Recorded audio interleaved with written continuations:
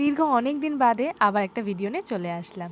এটা ছিল সান্দাকফুতে। এই হচ্ছে আমাদের রুমটা। রুমের সামনে থেকে ভিউটা জাস্ট অসাধারণ। এত সুন্দর আকাশটা দেখলে জাস্ট বিশ্বাস হবে না। আর এত হাওয়া দিচ্ছিল ওখানে, তা ভাবনার বাইরে।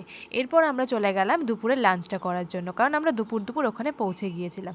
তো চলো তোমাদের সাথে গিয়ে শেয়ার করি এখানে কি লাঞ্চ আছে আর কেমন খাবার। দুপুরে খাবার মতো এখানে ছিল ভাত, ডাল, ভাজা আর একটা তরকারি। খুব তৃপ্তি করে খেয়েছি। এরপর আমরা গিয়েছিলাম এখানে একটা ভিউ পয়েন্টে দেখতে। তো সেখানে তো ভীষণ হাওয়া। তো চলো তোমাদের সাথে গিয়েও জায়গাটা শেয়ার করি কেমন। জায়গাটা অনেকটা ওপরে হওয়ার কারণে আমার একটু শ্বাসকষ্টের প্রবলেম হচ্ছিল। আর এখানে এত হাওয়ার আওয়াজ, তোমরা জাস্ট ফিল করো আওয়াজ শুনে। তারপর ওই ভিউ পয়েন্টে কিছুক্ষণ দাঁড়িয়ে আমরা ফটো ভিডিও তুললাম। এত সুন্দর জায়গা কি মিস করা যায়। এরপর আমরা গিয়েছিলাম সানসেট দেখতে, সেটা হচ্ছে আলে।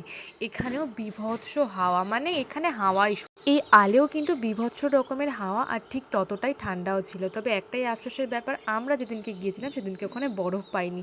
এই একটাই আফসোস থেকে গেছে। এরপর সন্ধ্যাবেলা হোটেলে ফিরে একটুখানি স্ন্যাক্স খেয়ে নিই, আর তারপর সবাই মিলে একটুখানি গল্প টল্প করে রাত্রের খাবারটাও তাড়াতাড়ি খেয়ে নিই, কারণ আমার একটু শরীরটা লাগছিল ভীষণই খারাপ। তো আজকের ভিডিওটা ভালো লেগে থাকলে please do like, comment, share and subscribe my channel.